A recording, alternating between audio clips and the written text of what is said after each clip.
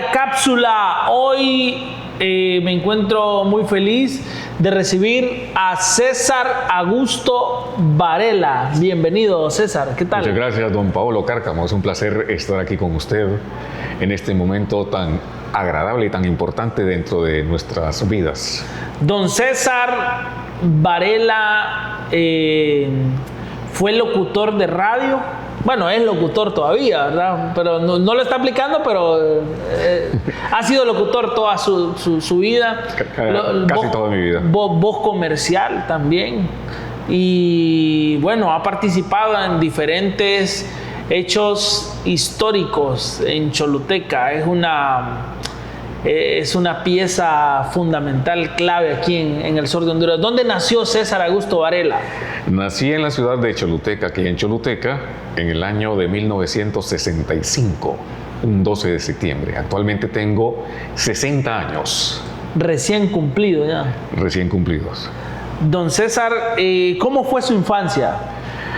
Mi infancia no fue como quien dice, como los niños que normalmente tienen sus cosas, sus juguetes, sino que fue una infancia bastante humilde porque mi mamá era una persona luchadora, trabajadora. Ella era una persona que trabajaba en casa. Estuvimos en esa casa donde yo me crié porque yo llegué a esa casa a los 3 meses de edad.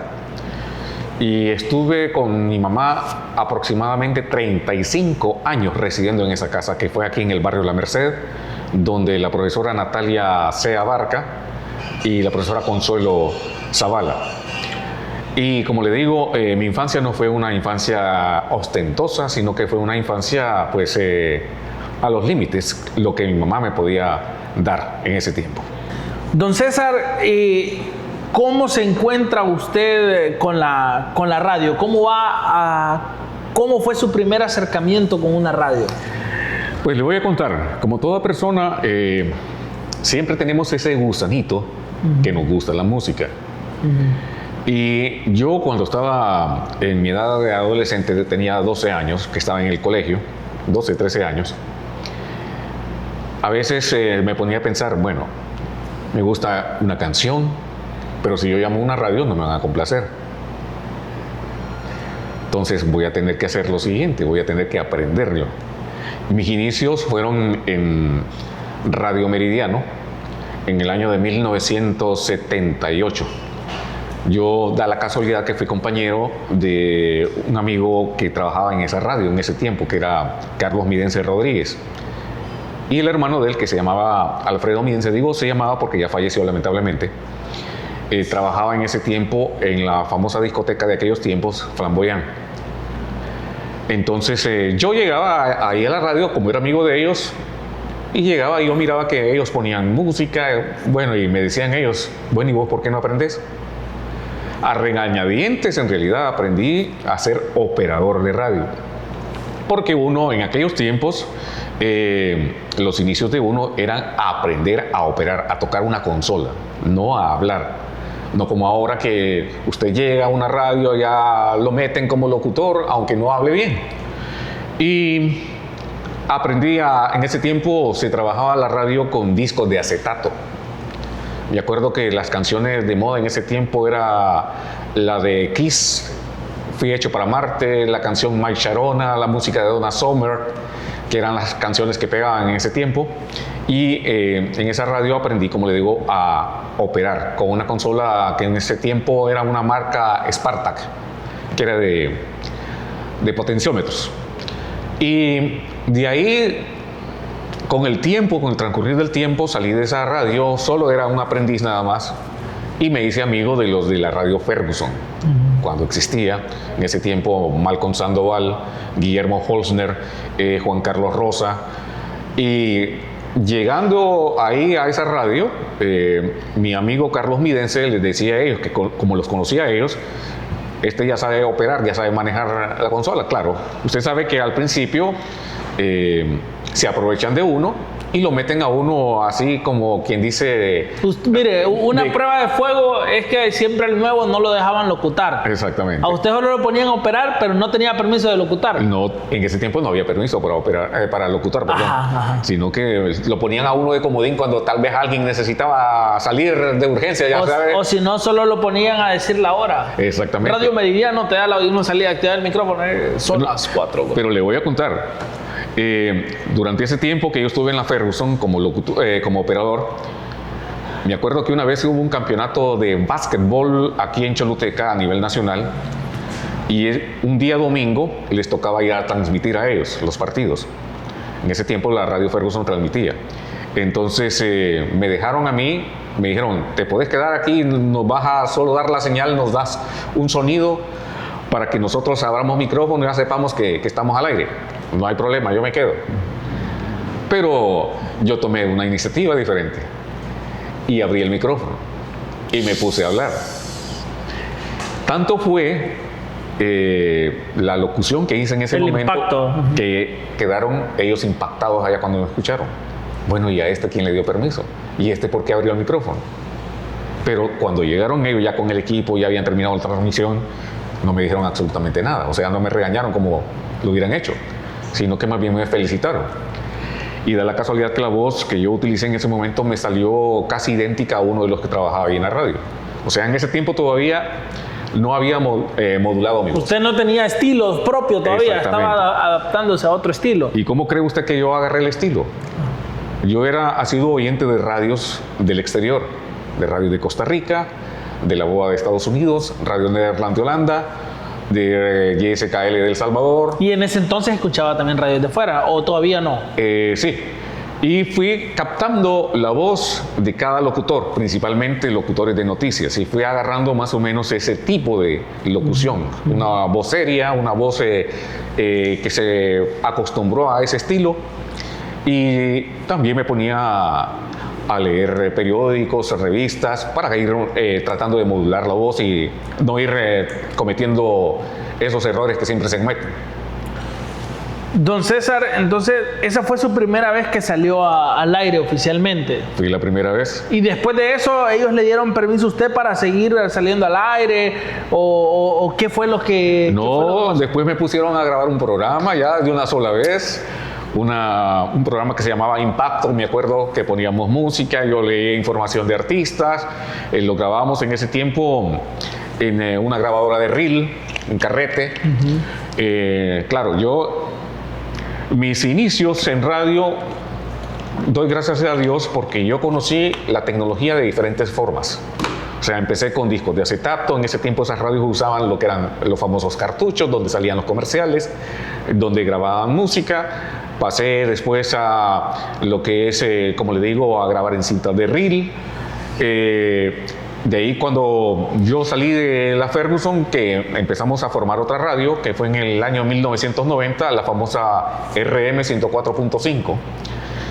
En ese tiempo, en 1988-89, trabajaba el ingeniero Raúl Mendizábal en la Ferguson. Él hacía turnos de noche y él tenía la costumbre de comprar música, discos de acetato de 45, cuando había música que estaba de moda y tal vez la radio no los tenía. Entonces él compraba sus discos y los llevaba a la radio. Y ahí nosotros empezamos a hacer una amistad con él, porque yo trabajé también con él en la empresa donde él estuvo laborando, que era Trefica. ¿Y usted trabajó en Trefica también? Yo trabajé en Trefica, estuve ahí haciendo inventario. Ahí conocí a su suegro, que en paz descanse, y ahí estuvimos. Después hicimos una amistad, como le digo, con Raúl Mendizábal, y después él me dijo, ¿qué te parece si hacemos una radio? Pues démosle viento, le digo, la hacemos y no hay problema. Entonces, claro, por mi amistad que tenía conmigo, él fue que hizo la radio, la RM aquí en Choluteca. ¿Qué significa Raúl? Raúl Mendizábal. Mucha gente cuando escuchaba RM decía, bueno, ¿y esta siglas qué significa? Ya empezaban a decir nombres de radios y hasta cosas que no deberían de haber dicho, pero nadie sabía en sí cuál era lo que significaba RM. ¿Cuáles cosas? RM, ¿qué? Era Radio Meridiano. Sí, mucha gente decía que era Radio Meridiano, Radio Mundo, Radio, Metro, un montón de cosas que sacaban a relucir. Y le voy a contar, La radio al principio no se llamaba así. Ajá. Cuando Raúl Mendizábal solicitó permiso a Conatel, en ese tiempo solo era Hondutel, le puso el nombre que se llamaba Estéreo Contacto. Ese era el nombre oficial de la radio. Y entonces Raúl me enseñó el permiso y yo, no, le digo, ingeniero, esto no me gusta, este nombre no suena. No vende. No vende. Entonces, ¿cuál nombre te gusta, pues? Le digo yo, si existe Radio Ferguson, que es un apellido y que le han dado batería a este apellido y ha pegado, entonces vamos a poner las iniciales suyas. RM. No le gustó al principio. Raúl Mendizábal tenía familiares, y tiene familiares, mejor dicho, en El Salvador, dueños de radioemisoras. La famosa Radio Femenina, Radio Ranchera y otras radios que están siempre funcionando, como Estéreo Láser, que es una radio que pone música clásica, y tiene otra que es Estéreo Láser en español. Y fue Raúl Mendizábal hasta El Salvador a discutir eso con el primo de él. Mira, esto y esto y esto. Entonces le digo, no, déjalo, está bueno el nombre. Y así se quedó de RM 104.5. Me dieron la facilidad también hasta de tener un número de teléfono que se le quedara grabado a la gente. Ahí en Hondutel, cuando yo fui a solicitar, porque yo en realidad empecé como el administrador de la radio, como el director, bueno, era 1000 usos. Y yo fui a solicitar el número de teléfono de la radio y me dijo un conocido ahí, mira, te voy a dar este número que te va a gustar. Ya me dio el 82 33 33. Da la casualidad, Paolo, que ese número, que ahora sería 27 82 33 33. Ajá. Da la casualidad que en ese tiempo, cuando existía TAN y SASA, tenían ese número, que era 33 33 33. Y una anécdota es que me llamó una oyente de la radio, pero por cuenta se confundió, y me dice, yo estaba en turno en ese tiempo, fíjese que quiero un vuelo para tal lado, me dice. Entonces no hay problema, le digo. Yo le seguí la corriente, no hay problema. ¿Y usted estaba al aire? Yo estaba ahí hablando con ella. Ajá. No sé cómo dice la señora, no sé si viajó o no viajó. La cosa que esa... ¿Cómo usted le vendió el vuelo y todo? Yo le dije, no hay problema. Yo no le dije, sí. ¿Usted le siguió el juego? No hay problema, le digo.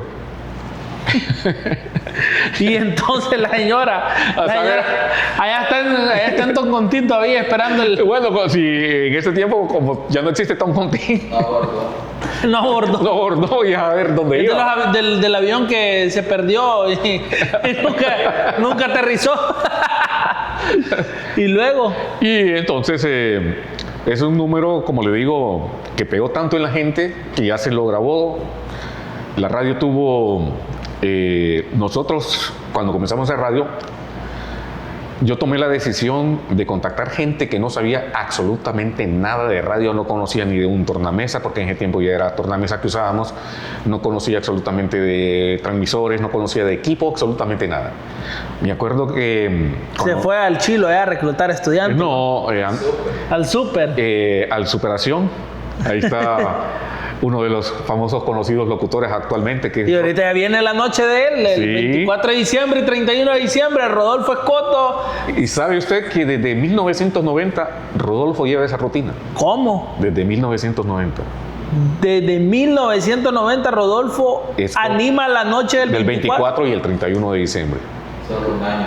En RM, usted lo empezó con usted ahí. Empezamos haciendo ese tipo de programación de Navidad. Hay que entrevistar a Rodolfo para preguntarle qué se siente estar un 24 de diciembre hasta la 1 de la mañana locutando. No, antes duraba 2, 3 de la mañana. Sí, 5 de la mañana. Es que ahora ya no lo dejan tomar en la cabina. Sí, y le voy a contar, muchas veces Rodolfo, para picarse y alegrarse más, echaba sus tragos. Ajá. Y tenía una audiencia exagerada. Sí, no, estaba en ambiente. Estaba un ambiente... ¡Échale chile pa' que pique! Y era un ambiente que ninguna radio lo tenía, pero ni las radios de Tegucigalpa. Era un tipo bastante No, es activo. que es cadena. Y por eso le digo yo que yo Cuando empecé a reclutar gente, yo recluté a Rodolfo Escoto, me acuerdo que Mauricio Acosta, que era hijo del finado don Leonel Acosta de la farmacia La Nueva. Omar Montoya. No, todavía Omar no. Pusca. Estaba Raúl Mendizábal y estaba yo. Éramos 4 en ese tiempo. Y ahí fuimos reclutando ya otra gente como Omar Montoya, Puscas Álvarez, entró después. Víctor Hugo, el finado Víctor Hugo. Entró Carlos Ordóñez. Carlos Ordóñez empezó a hacer sus pininos en radio con nosotros. Ahí nosotros le dimos la pauta de cómo tenía. Carlos Ordóñez es el que trabaja ahora en Televicentro. El que está en Televicentro, en Deportes. Contactamos también a Carlos Antonio Reyes, conocido como Tony Reyes, Puscas Álvarez. De ahí fuimos contactando más gente. Alejandro Aguilar. No. Alejandro ya fue en los últimos. Ya fue de la última generación. De la última generación. Igual Wilson Berríos fue el de la última generación. Le cuento que ahí estuvo Pikachu también. Pikachu estuvo ahí. Ahí estuvo Willy ahí también. Ajá. En la radio. O sea, ya de los últimos. Ya cuando la radio ya trataba de mantenerse, como decíamos uno. Y bueno, ahí hubo una variedad de personas. Yo principalmente, como era el que estaba en la ciudad de Choluteca, yo era el que contactaba gente de los diferentes colegios. Llegaban mujeres, llegaban hombres queriendo hacer casting, porque nosotros hacíamos casting, los poníamos a leer, a modular, a cómo hablar bien por micrófono. Y si a mí me parecía, se quedaba ahí. Si no, lo desechaba lamentablemente. Ya eso lo quedaba tal vez para operador de radio. Y así eran los castings de nosotros. Nosotros dábamos charlas, no como ahora, dábamos charlas de locución, teníamos un manual de locución, recibimos, oiga bien, hasta clases con un locutor de Radio Nederland de Holanda. Raúl Mendizábal lo trajo directamente de Radio Nederland para que nos viniera a dar clases. Ese curso fue el que me dio Alejandro. Alejandro se quedó con esas copias de ese curso, yo creo. Porque a mí me dio un curso así, que nos ponía a leer y con un lápiz en la boca y ¿qué más? Hacer ejercicios de respiración. Exactamente, hacer también de soplar. Cómo utilizar el espacio del micrófono con la boca, porque no había que pegarse para no golpear el micrófono. Invertida de curso, fíjate. Bien invertido. Sí, bien invertido ese curso, porque yo ahora sé la diferencia de gritar y hablar con la voz modulada. Por ejemplo, no es lo mismo decir bienvenido César Varela, decir bienvenido César Varela. Exactamente. Alejandro, tú me hiciste, papá. Y le cuento que yo en la década de los 80, yo recibí un curso a nivel nacional de todos los locutores de Honduras. En ese tiempo, cuando existía Estéreo 1000, Radio Tic Tac, Radio Nacional de Honduras, HRN, Radio América, locutores de Olancho, locutores de Tela, bueno, de todo Honduras. Estuvimos completamente una semana en un seminario recibiendo charlas sobre educación, sobre salud. En ese tiempo empezaba a salir el famoso VIH. Entonces nosotros éramos los encomendados a transmitir la información sobre el VIH. De responsabilidad social. Exactamente. Sobre enfermedades de diferente tipo. Ese seminario lo impartió el doctor Daniel Dávila Nolasco, muy conocido locutor a nivel nacional, el doctor Jimmy Arturo Rodríguez también, y era por parte del Ministerio de Salud en ese tiempo, cuando estaba ese gobierno de turno. Y de ahí fuimos dando a conocer nosotros lo que aprendimos. Yo estuve también hasta como animador de diferentes mini festivales y hasta de festivales. Me acuerdo que estuve también en el Festival de la Sal en San Lorenzo. Y eso, de una u otra forma, Paolo, yo hablé por micrófono porque yo tenía un problema antes. Era una persona que no era muy sociable, tenía miedo, tenía pavor a tener una conversación con personas. ¿Pero por qué? Porque así era la forma como me había creado mi mamá. Mi mamá. Pero o sea, usted llega a la radio y usted es tímido en ese momento. Tímido. ¿En qué momento de su vida pierde la timidez? Cuando me arriesgué, oiga bien, en el tiempo que yo estaba en el colegio, nosotros decidimos hacer el famoso festival, el mini festival del colegio. En ese tiempo estaba en el Superación yo. Y entonces, como ya conocía a las personas de que yo trabajaba en medio de comunicación en radio, ellos decidieron de que yo fuera el animador. Y yo nunca había hablado en público, y esa vez me atreví a hablar ante 1000 personas con otra compañera. Claro, yo iba dirigiendo a la compañera para que no fuera a cometer errores en su forma de expresión. Y yo me acuerdo muy bien que yo cometí un error al mencionar una palabra que no la dije bien en español. Y yo me quedé con esa duda y todavía le pregunté yo a la profesora que nos daba clase de español, que era la profesora que lamentablemente ya murió, la profesora Neida de Marriaga en ese tiempo. Y le pregunté, profesora, ¿esta palabra está bien dicha o mal dicha? No, me dice. Muchas gracias. Y fue ahí, como le digo, que yo empecé a desarrollar ya mi vocabulario, mi forma de expresarme ya en público. Y hasta en el colegio me imagino que le sirvió para desarrollarse, sí. Exposiciones. Después le cuento que me seguían buscando de animador, ya saliendo del colegio me seguían buscando de animador del festival. Estuve también en el Festival del Goretti.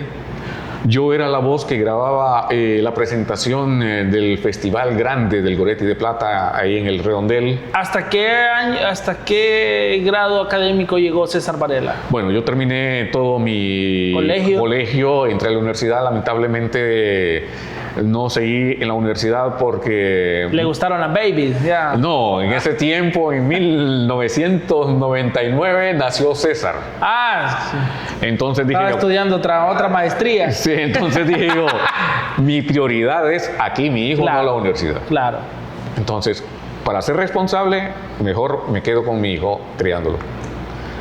Y se quedó de lleno en los medios. Me quedé de lleno en los medios. Ya después, cuando salía de lo que era el campo de la locución, me quedé grabando comerciales, prestando mi voz para anuncios de televisión. ¿Qué anuncios de televisión destacados, digámoslo así? Me acuerdo que el único anuncio de televisión que hice para un canal nacional, en ese tiempo se llamaba, no era TSI que se llamaba, sino Telesistema. Ajá. En el tiempo de la feria hicieron un anuncio de aquí de Choluteca que era... Vamos al sur. No, era Almacenes El Gigante. Cuando existía Almacenes El Gigante. Entonces yo hice la voz de ese comercial y lo proyectaron la voz en el comercial allá en Tegucigalpa. Y aquí a nivel local. A usted le he prestado la voz en ciertas claro. Grabaciones. Que son de yo es la primera voz comercial que escuché cuando venía empezando en los medios. Es más, una vez Varela me puso a que le grabara un demo que necesitaba mandar a una agencia, Tegucigalpa. En ese tiempo de la tienda Paper and More. De Paper and More. Yo estaba en metro y llega César y me dice, venga Paolo, necesito que me ayude a grabar aquí. Entonces... era un anuncio que decía, yo quiero mi lacto, y era lo único que yo decía ahí. Entonces salían como 10 personas hablando en el audio y uno decía, yo quiero una computadora, yo quiero una resma de papel, y yo quiero un escritorio, y yo salía diciendo, yo quiero una lacto. Y solo era una frase y me tocó grabarla como bien unas 10 veces y ninguna salió buena porque los de la agencia lo terminaron grabando con las voces de ellos. Pero aún así fue mi primera experiencia con un micrófono, y durante varios años César no solamente estuvo en radio, también estuvo en televisión. Y estuve con un programa de televisión en el canal RTV. 45, canal 45. RTV, se llamaba Hits Collection. Hits Collection, estuvimos con ese programa. Me acuerdo que estuvimos trabajando ahí con el abogado Aarón. Y entonces él me dijo, don César, ¿por qué no ponemos un programa de música clásica? Y yo, claro, nunca había estado, por supuesto, frente a una cámara. Nunca había estado yo en una televisión. Entonces yo estaba con aquel recelo, dije yo, ¿lo hago o no lo hago? Entonces, bueno, dije, yo voy a tomar la iniciativa, vamos a hacerlo. Yo era el que hacía yo mi guión, yo era el productor, era el director y era todo el que hacía el programa. Y ellos me mandaron a hacer un set especialmente para el programa de clásicos. Y fue un programa que de una u otra forma tuvo bastante audiencia. Y mucha gente aún todavía en este tiempo me dice, bueno, ¿y cuándo vas a volver otra vez a la televisión a hacer otro programa? Es que lo más interesante de ese programa es que César no solamente presentaba música, sino que él antes de presentar una canción le presentaba una pequeña biografía. Una pequeña biografía, decía, para ponerles un ejemplo, a continuación vamos a escuchar esta canción del poeta y filósofo Bad Bunny. No, poniendo un ejemplo con la música de la actualidad, o sea, él hablaba de Guns N' Roses, de Santo Reed, del grupo Ajá, de Héroes del Silencio. Bueno, no, Héroes del Silencio no, porque y no entonces pasamos. Decía, a continuación vamos con esta melodía a cargo del poeta, filósofo, nacido en Puerto Rico, en San Juan, Puerto Rico, de nombre Benito Martínez, más conocido en el mundo como Bad Bunny, el conejo malo. A continuación, yo perreo sola. ¿Sí imagina usted a Varela presentando? Dios mío. No, esta canción que es para socializar el tema de... Le cuento que la RM fue en realidad de las primeras radios que puso reggaetón. En ese tiempo no se llamaba reggaetón, sino el cómputo. La famosa canción Dembow, que es una canción que en La Ceiba tuvo, claro, como allá es una zona costera caribeña, tuvo un boom. Viene un amigo que era escucha de la RM, me trajo el cassette y me dice, amigo, pongo esta canción y va a ver usted que esta canción les va a pegar aquí en Choluteca. Dicho y hecho, la pusimos al principio, la gente ahí medio renuente, pero después fue tanto el boom que a cada rato la pasaban pidiendo. Siempre las tendencias vienen del norte, porque ahorita, por ejemplo, hay un ritmo, el raspe, que viene del norte y ya empezó a tener bastante impacto en todo Honduras, incluso se ha salido ya a nivel internacional. Y fíjense que nosotros cuando empezamos RM, empezamos con una programación variada. Después nos enfocamos en ser una radio, como se dice comúnmente, como una radio fresa, porque nosotros agarramos el estilo de radio del Salvador, principalmente de la femenina, que ponían canciones más en inglés y canciones en español, conocidos. Pero nosotros nos salimos en cierta manera de la tangente y poníamos música de diferente tipo. Nosotros fuimos de una u otra manera, promocionábamos a los grupos de música nacional, por decir Triángulo de Eva, por decir Diablos Negros, que empezó con nosotros aquí, el famoso Marvin Correa. Traíamos la famosa agrupación, ¿cómo se llama? Bueno, muchos grupos nacionales vinieron aquí a darse a conocer por medio de nosotros. Y de los artistas que empezaban en ese tiempo a sonar, me acuerdo que sonaba Juan Luis Guerra con Bachata Rosa, con Burbuja de Amor. La Caoma Lambada. La famosa Lambada, que era una canción de los 80, pero que nosotros la pusimos en principios de los 90 porque yo había conseguido la lambada ya en una versión mix. Y le cuento que en ese tiempo, como no teníamos tornamesa, sino que solo usábamos cassette, ahí grabábamos los anuncios y las mismas caseteras, los mismos decks que nosotros les llamábamos en ese tiempo, utilizábamos para poner música. O sea, teníamos una grabadora de doble cassette y teníamos una grabadora portátil. Y ahí yo grababa, le voy a comentar, los anuncios en vivo y en directo. O sea, estábamos en programación y tal vez llegaba un anuncio que querían que saliera ya, por decir una fiesta, yo tenía que grabarlo en vivo. Si yo tenía algún error, yo no me quedaba ahí, como quien dice, en pausa, sino que yo seguía con el texto y yo ya sabía la parte donde me había equivocado. Entonces ponía los otros anuncios que seguían y nuevamente volvía al final de la pauta a grabar el anuncio hasta que me saliera como tenía que ser. Y ya quedaba el anuncio grabado. ¿Cómo ha sido esta nueva etapa de su vida en la que, bueno, ahora es abuelo, ya sus hijos están grandes? Bueno, mis hijos, el mayor, que se llama igual a mí, César, nació en 1999 y es un patriota porque nació el mero 15 de septiembre. Wow.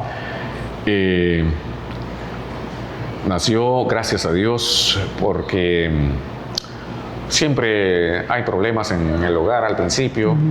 La mamá después tuvo problemas de posparto, ya se puso en un estado bastante difícil. Y la crianza de mi hijo fue una crianza pues que le traté de fomentar yo el amor, el cariño, hasta la edad adulta.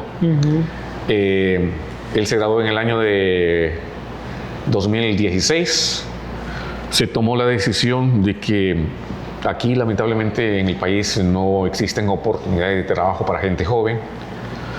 Él ingresó a la universidad, pero como le digo, no habían muchas oportunidades de trabajo. Yo le dije a él: hijo, aquí la única solución es desde que usted se vaya para Estados Unidos. Se fue él para Estados Unidos con apenas 16 años y se fue solo. Se fue con el coyote, pero él se entregó a migración porque también se entregó porque pidió asilo político. Lamentablemente aquí estaba también a expensas de las pandillas, y antes de que otra cosa sucediera, mejor optamos con la mamá de mandarlo hacia Estados Unidos.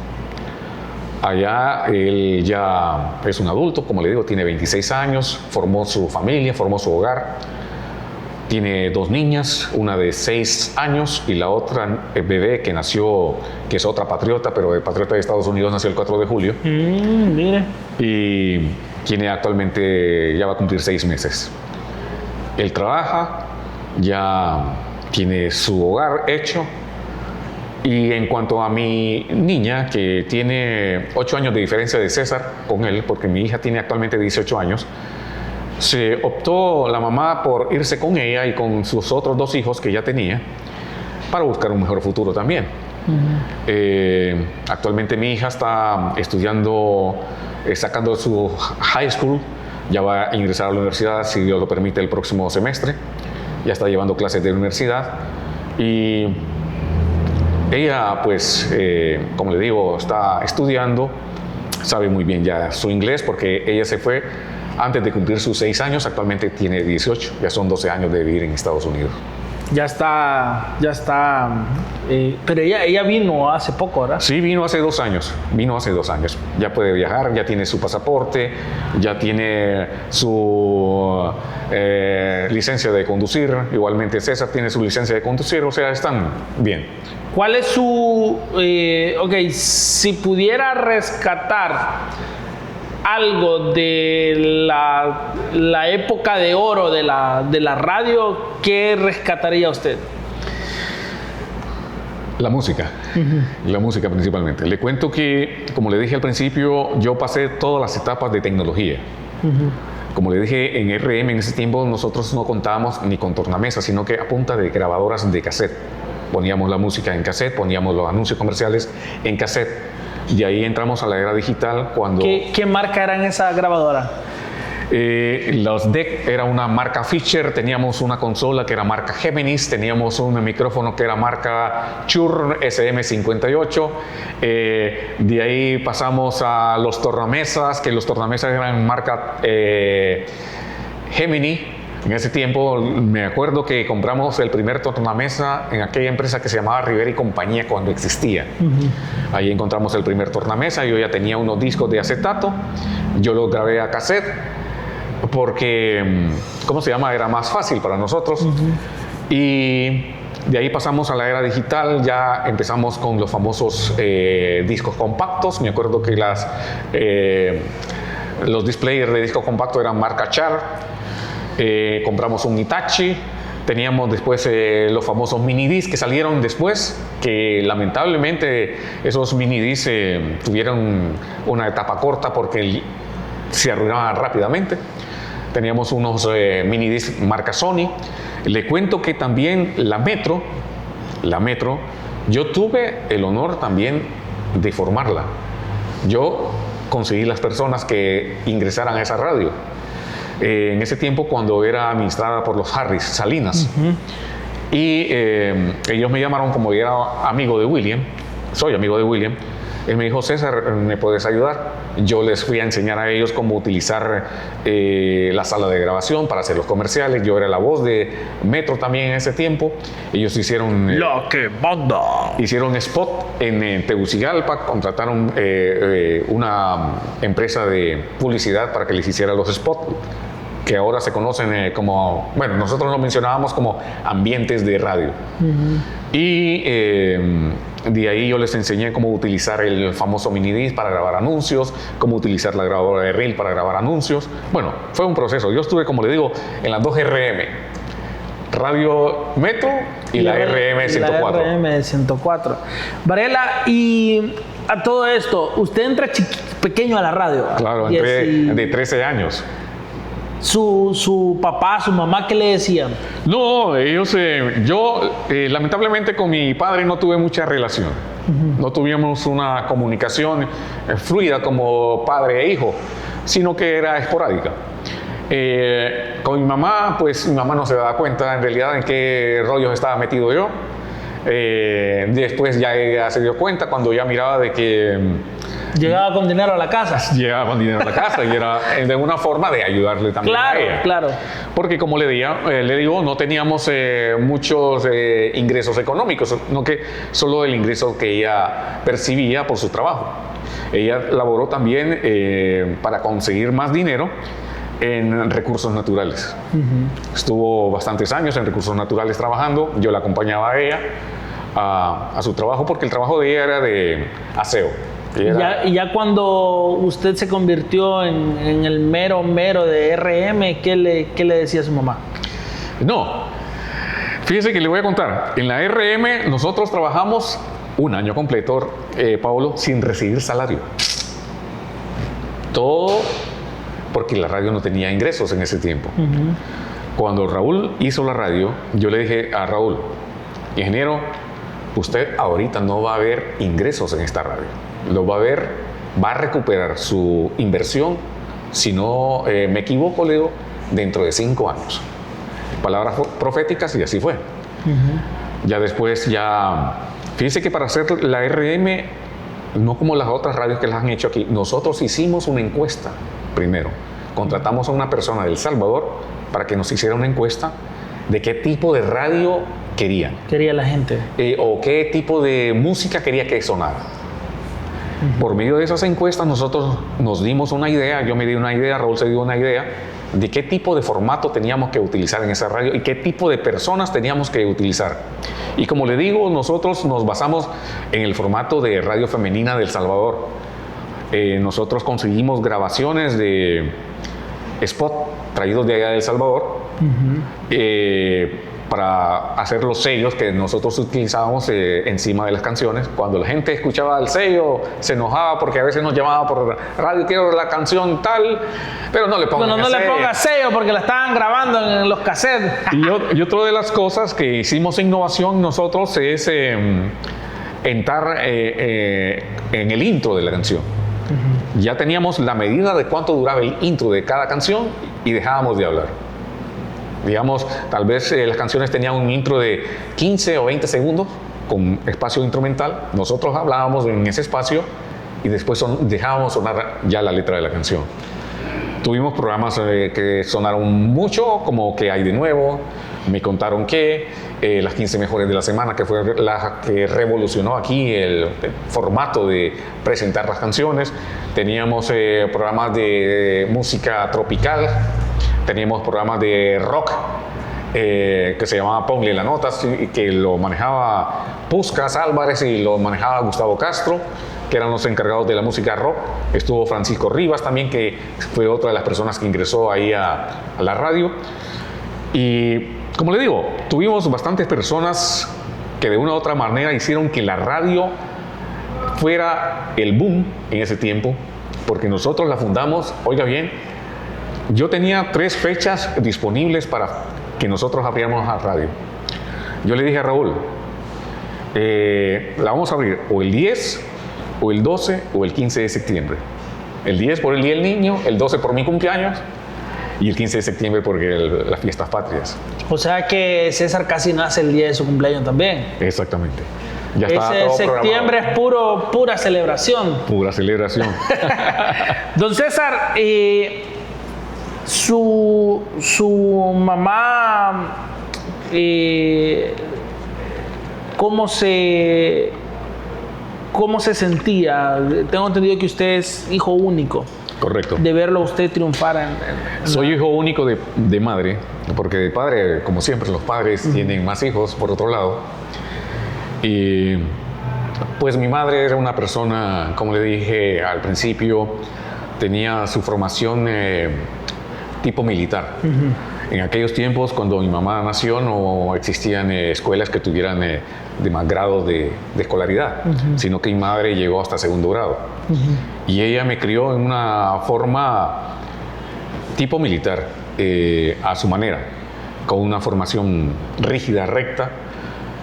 Y pues ella ni se daba cuenta en realidad de que yo estaba metido en una radio. Allá le contaban, pero mi mamá no se inmutaba, sino que seguíamos con el ritmo de vida. Pero alguna vez le sintió ella, le expresó ella No, fíjese que satisfacción de que usted esté triunfando en radio. Mi mamá no era una persona cariñosa tampoco, Ajá. ni amorosa. Lo hacía a su manera, pero no era una forma expresiva. Pero, como le digo, a mi mamá le contaban y mi mamá se alegraba en sus adentros. Porque Y usted sí ha sido cariñoso. sí, yo por eso tomé la iniciativa, como le dije una vez a mi mamá, yo no voy a hacer lo que mi papá hizo, no ser cariñoso conmigo, no tener aquella afinidad. Por eso lo hice con mis hijos, con los dos. A pesar de que son de diferente mamá, traté de que ellos tuvieran una comunicación mutua. Siempre trataba de salir con ellos, con los dos, los llevaba a comer, los llevaba al parque, andábamos jugando. Y aún con los hijos de mi esposa, en ese tiempo, la mamá de mi hija, que ya tenía 2 hijos, tratábamos de comunicar los 4 y convivir los 4. ¿Alguna vez usted le expresó todo su cariño a su mamá?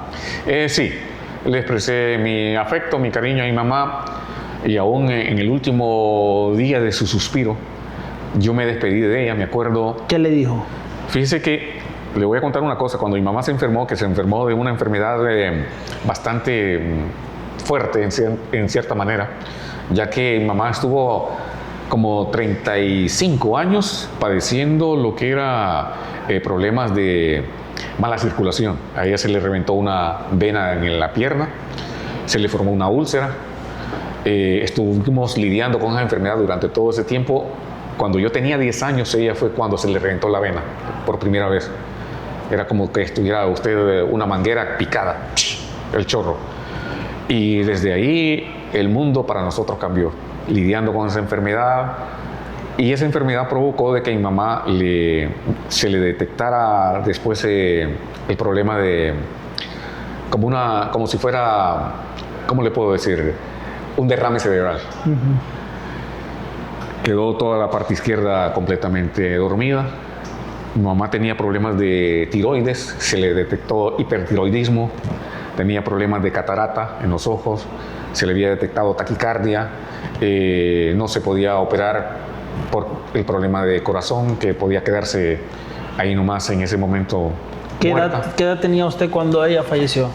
Mi mamá actualmente tuviera 90 años. Yo tendría ya en este tiempo 47, creo. Pero estuvo bastantes años ella enferma. Sí, no le digo que 35 años estuvo. Y de la enfermedad que le dio a ella ya por último para fallecer, estuvo apenas 22 días. Yo la llevé, me acuerdo que yo estaba trabajando en ese tiempo en la empresa Paper and More.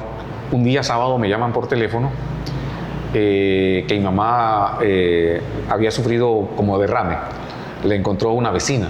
Ella pasaba sola en la casa porque yo ya estaba en ese tiempo divorciado.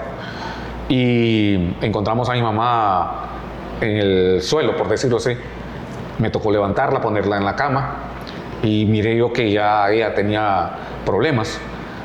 Tuve que llamar yo a emergencias, la llevamos en ambulancia porque era la única forma de poder llevarla.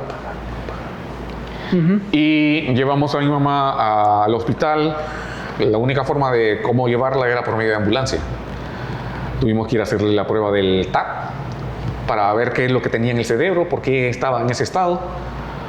Como le digo, la tuve ahí por un espacio de una semana en el hospital, de ahí me la dieron, me dijeron, puede llevársela. Yo esperanzado de que había quedado bien, cuando llegué un día a visitarla, me dijeron, no, puede llevársela. ¿Y qué pasó, doctor?, le pregunto. No, lamentablemente no puede ya estar aquí. La tuve en la casa 22 días. Gracias a Dios había una tía, hermana de mi mamá, que me ayudó a cuidarla, porque yo estaba trabajando en la empresa, no podía estar yo en las dos cosas al mismo tiempo. Y me duró 22 días. Lamentablemente ella murió a los 77 años. Y en el último minuto, ¿qué le dijo usted? Le cuento, como le digo anteriormente, yo ya sabía cuándo mi mamá iba a morir. Yo le dije a una amiga mía, a mí mi mamá me va a dar una sorpresa en el mes de septiembre. Dicho y hecho, mi mamá falleció un sábado 1 de septiembre. Y como dijo usted anteriormente, usted todo de septiembre.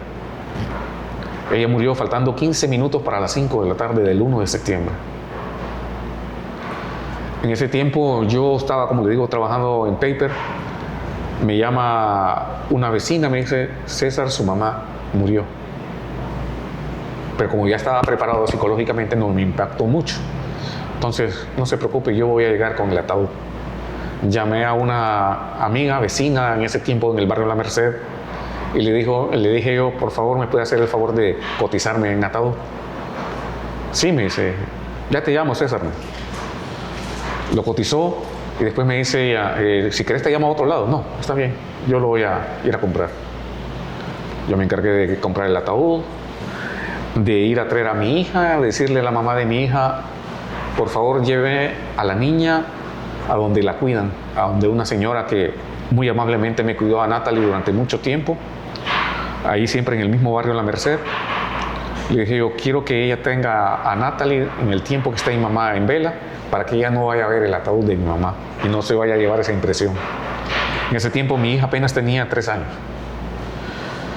Y yo compré el ataúd, llamé yo a Alba, mi esposa, le dije yo, Alba, me acaban de hablar que mi mamá murió. ¿Cómo vas a creerme? Si yo acabo de estar en la casa hace como 15 minutos. Sí, le digo, pero ya falleció. Y necesito que por favor lleve a Natalie donde doña Felipa, que es la que la cuida, para que ella la tenga, le digo, y no tenga la impresión de ver a su abuelita, le digo, en un ataúd. Ya después, ya compré yo todo, ya formalicé todo con la funeraria, ya llevé yo, la velamos en la casa, ya me acompañó mi esposa, mi suegra, mis cuñadas, mis cuñados, y le doy gracias a Dios porque estuvieron en ese momento acompañándome. Bueno, ya para finalizar, César, ¿qué palabras le diría a sus hijos? Yo le diría a mis hijos que todo lo que hice por ellos fue un sacrificio, pero lo hice con amor. Lo hice pensando más en ellos que quizás en mi bien propio. Dejé, como le digo, de estudiar de la universidad, aunque no es un pretexto, pero lo hice más por ellos, por darles lo que yo no tuve. Buena alimentación, buen vestuario, buena educación. Y doy gracias a Dios primeramente y a la formación que mi mamá me dio, a pesar de que fue una mamá bien rígida, pero eso me sirvió para tomar las cosas con responsabilidad y con seriedad. Y así inculcarle yo a mis hijos el amor, el afecto, el cariño y el sentido de responsabilidad. Principalmente ahora César, que ya tiene familia, pues le ha servido de una u otra manera a ser un padre responsable, a ser un padre cariñoso. Y a mi hija, pues a ser una persona estudiosa, ser una persona responsable también, querer a su familia, querer a su mamá, a sus hermanos. Y como le digo, todo eso se lo debo a Dios principalmente. ¿A su mamá? Y a mi mamá también. ¿Palabras para su mamá? A mi mamá, yo siempre le digo a Dios, si yo volviera a nacer, Paolo, le digo a Dios, tener la misma madre que tuve.